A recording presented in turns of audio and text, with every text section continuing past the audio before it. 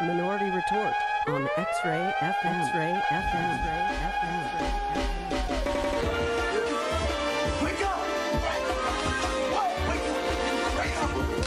Wake up! Come on. Wake up! And now, Minority Retort with Jason Lamb. All right, it's Friday morning on XRAY in the morning. That means it's time for Minority Retort. My name is Jason Lamb. I'm the co-host and co-producer of Minority Retort, the comedy show, which you can see at the Siren Theater. In fact, you can see it this weekend, tomorrow night, at the Siren Theater at 8 p.m. Great lineup of comedians that we're bringing to you, and we have a great comedian on the phone line joining me this morning, and it's a pleasure to have her on the show, on this show for the first time, and it's going to be a pleasure to welcome her back to Portland tomorrow night at the Siren Theater. Karina Dobb is on the phone. Karina, how are you? I'm doing really well, Jason. How are you? I'm doing just fine. Thanks for joining me this morning. No problem. So, listen, I didn't tell you this when we set up the interview, and I didn't tell the folks here at X-Ray this, but I have some plans for this interview today, and Okay. I want you to know that I have really basically one goal in life, and that's to get you on TV. And I'm not sure. I'm not sure how you feel about that. I think we share that goal.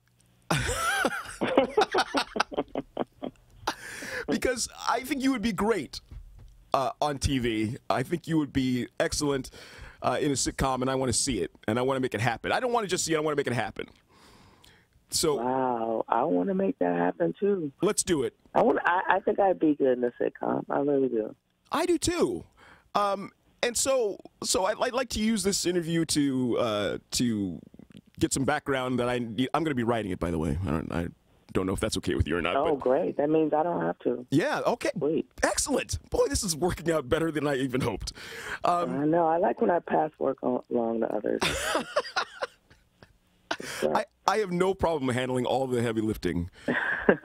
All you got to do is show up and be you. But let's talk about you being you before we get to the to making this TV deal. So, first of all, where are you from? I'm originally from Detroit. Okay. And so, do you still have family back there, and do you go back at all? I do have family there, and I do go back when it's not cold. Good call. In the summer months. Yeah. Yeah, my mother still lives in Detroit. Yeah. How there's been a lot of talk over the years about Detroit and its troubles and how it's changed. What have you seen that stands out to you when you think about Detroit and you go back to Detroit and how it's changed over the years, obviously with its economic troubles and everything?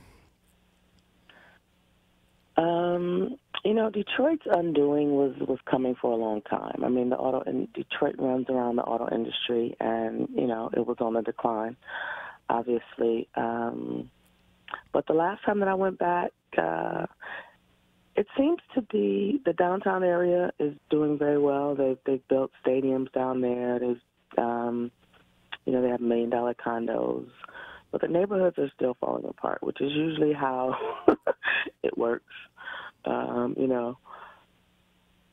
But I'm hopeful that they can eventually get to the neighborhoods. You know what I'm saying? Right. But right now, it's a very different Detroit than the Detroit I grew up in. And there's a lot of funny people from Detroit, including yourself. I worked with one of them, David Allen Greer. He's from Detroit. Oh, okay. I didn't know he was from Detroit. Yeah. I love him. He can be in a sitcom. Yeah, he could be my dad. Yeah. Okay. All right. So we're brainstorming. We're workshopping this thing. Yeah. It's coming together. I feel good about it. Right. But so is that where you started comedy? Was in Detroit? No, actually, I started in Oakland. Oh, you did. Okay. I moved out to Cali. And that's where you currently live, I believe, is in Oakland. Yes. Yes, that's my home. What made you start doing comedy? Actually, I had no intentions in my entire life to ever do comedy. I had a friend who, obviously, I'm kind of funny around my friends and my family, and she asked me if she found an open mic, would I do it? And And I said yes, only because I thought she never would find an open mic. And I'm like, yeah, whatever, sure, if you find one, I'll do it, you know. And she came back to me a couple of months later, and she's like, hey, I found an open mic. And I was like, okay. So I started writing, and, you know, I did the open mic. Interestingly enough, that's the only open mic I've ever done where I was the only person to sign up. That never happens. Oh, wow. You never have an open mic with one person. So you were the only performer on the open mic, really? Yeah. Wow. So how much time did you do? I did like 7 minutes my first time up at an open mic. That's a long time. Yeah, that's a lot for your first for somebody time. who has never done it. And so, so you took to it pretty quickly then. I did. It you know, comedy hooks you really quickly. It's no black or white. Either you love it or you don't. So, okay, so let's get a little bit more in depth here, as I want to give people and the producers that are going to be reaching out to you about the sitcom a little bit more meat on the bone. Yes, absolutely. So, so you're a gay black woman. Yes. And who's a single mother? No. No. Okay. No. Mm-mm.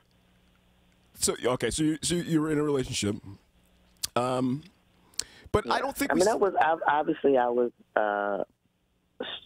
still playing straight when I had my daughter, and her dad has always been very active in her life. So Gotcha. we were not married technically, so maybe that is the correct term, but he's always been in our life. Gotcha. Mm-hmm. Well, I was curious to know at what point did you decide, given those circumstances, to be an out gay woman? I think it was right before I moved to California. I had decided to move, and I was like, I probably should come out to my mom before I leave. So I made that decision, and then I just left. So that was good. And then the next Thanksgiving, I think I flew back, and I told all the rest of my family, I think it's best if you come out and then you can just fly out and leave. Like you don't have to stay for all the questions and stuff. You just come out and then you just go. And did that prove to be the most effective way? Yeah, absolutely. so were you You just drop a little bomb and then you leave. You're like, no, I'm leaving now. And so were you successful in avoiding all those questions like that no one's followed up since then? Yeah, but it's much harder, for people to, ask you like really, really, really difficult questions over the phone. People want to do that in person. So if I'm not there, the questions that they ask me on the phone are probably a lot lighter, a lot different. Yeah. So I wanted to mention that because I think that's the perfect framework for this TV project that we're going to do, because I don't know that we have that on TV, a gay woman of color who's also a mother. No, we don't. No. And so I we mean, could be the first. Yeah. Yeah, let's go ahead and break some ground here. Yeah, Corinda, I would love to do it. Right. I mean, Ellen kind of, she broke the groundwork for, someone coming out on a sitcom, and, she very promptly lost her career, so I should be good. People should be okay with it by now, I think. Was there anything in particular that inspired you to come out? I mean, you mentioned Ellen, and she obviously, did it years ago in a very, public fashion in terms of being a gay woman on TV, and and basically saying, to be true to herself. But was there anything in particular that inspired you? Anyone else's story, maybe? No, not really. For me, it was just coming to terms with it within myself. I think a lot of times people think that coming out means, that you've seen somebody and they've inspired you. And sometimes maybe that is the case, but I think it's mostly just once you are at ease with it within yourself, then you can come out to other people. For me, that was the case. And so, we talk about issues of representation here on the show a lot, and obviously it's something that happens on social media and just in the regular media, and it seems to be getting a lot more attention than it has in the past. And I'm joking around about having you as the center of a sitcom. I mean, I'm not joking. I really want to do it, but issues of representation are very important to me. And like I said, we don't see somebody like you on TV. Right. So, I mean, whatever we can do to make that happen. But is that something that you think about? Is it something that you want to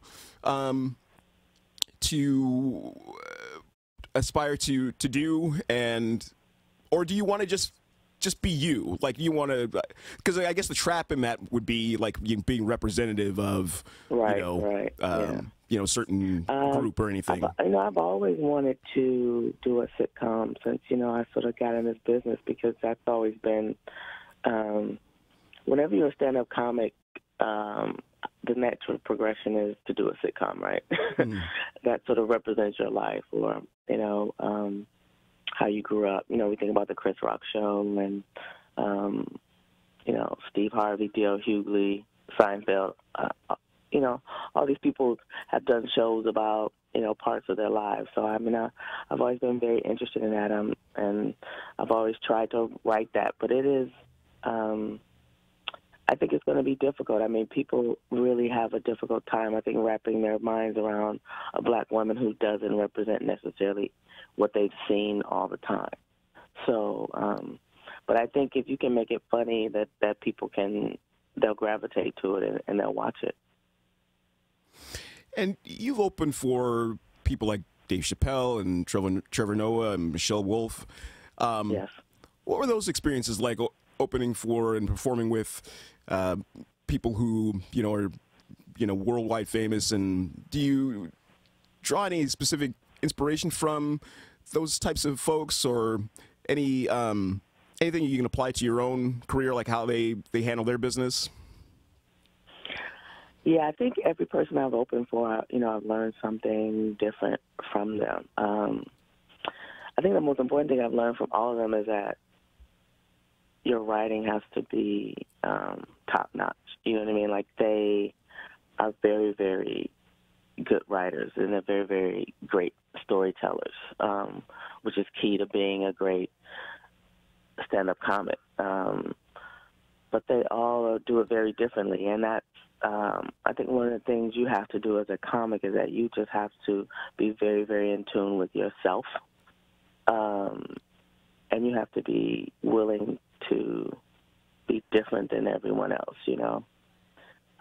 So each one of those people that I open for, Michelle, obviously, she's, we saw her at the correspondence dinner.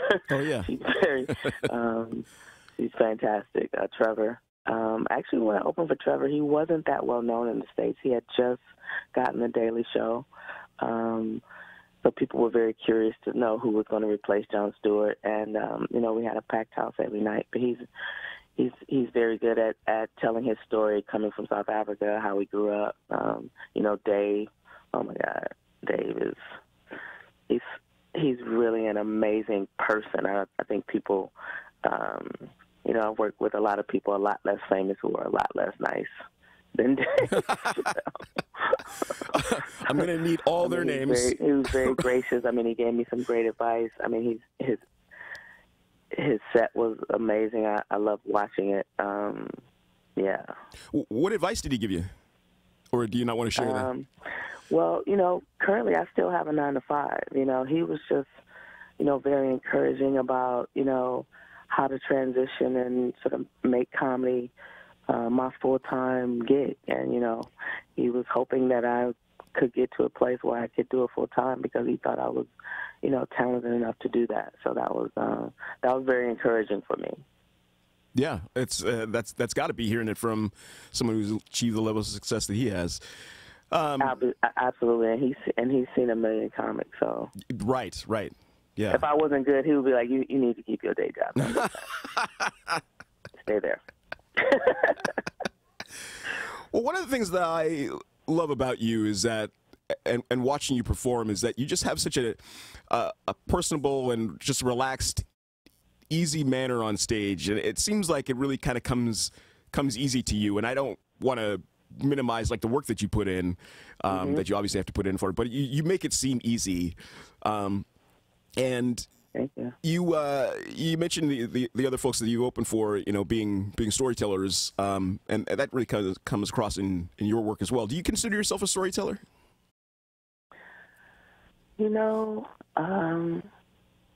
I don't, but because I've tried to do like standalone storytelling shows, and I'm not very good at it. I think for me, the way that I don't look at it as storytelling when I'm doing it on stage, and maybe other people do, but I'm just talking about my day-to-day life and things that happen to me. So, because to me, I think like Richard Pryor and like he would like tell these like just amazingly really long stories. Like I don't think I do that yet, and I think maybe I will, but my stories are like, kind of brief. Like I don't have like the long sort of windy story that kind of comes back around. Yeah. I don't have that yet, and maybe I don't have enough going on in my life where I can have one. So maybe I need some long stories, Jason. All right. Well, we're gonna workshop all this stuff. Don't worry about it. We're gonna come up with some stuff. So, last question for you, and I don't want to get too far down in the muck here necessarily, but with everything that's going on, kind of in the microscope that comedy seems to be under in recent years, whether it's Louis C.K. or whomever, and just kind of like the reaction from long established comics about PC culture, and you can't say this anymore, and you can't say that, and all that stuff. Is that any of that? Has comedy gotten harder to do, or is that any kind of a problem for you, or do you just could basically just go out and do what you do, and just if the audience laughs, they laugh. If not, I'm still true to who I am.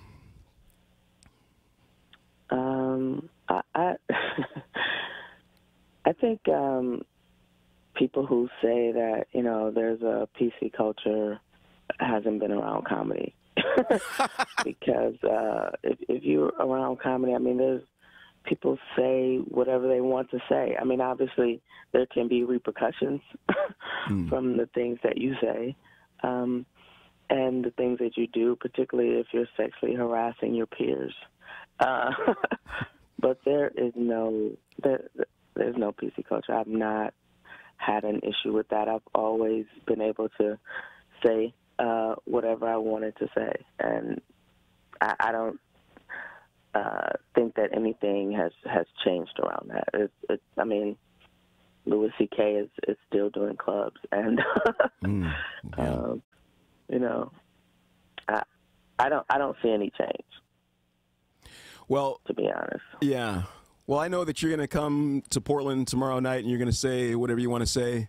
Yeah, I am. And it's going to be really, really funny. I do know that. So people should come out. Yes, I'm looking forward to coming out to Portland. People keep telling me that there's a black section of Portland. I haven't seen it, but somebody needs to take me by there so I can witness it. But I really like Portland. I've done a lot of shows there, and it's always been really fun. Yeah, we're looking forward to seeing you tomorrow. We'll take you through the black part. We'll Yeah, we'll get you there. do a little drive-by for me, Jason. Wait, did you say drive-by? Yeah, I want to drive through it. I want to drive through it, not drive by. Not drive by. Yeah, that would be best. Karina, thank you so much for joining me today, and thank you so much for having me. Give me the background I need for the sitcom. I think we're just call it Karinda. Yes, you know, I want to be the one of those comments. I just have one name. You know what I mean? You don't even need my last name anymore. Fantastic. All right. Yeah. You know what? I'm just getting a message just now. We just got a 10-order episode pickup from Netflix, so we need to get to work. We need to get to work. That's what's up. Karina, thanks so much for joining me today. Thanks so much for having me. All right, and we'll be back to wrap up the show in just a moment.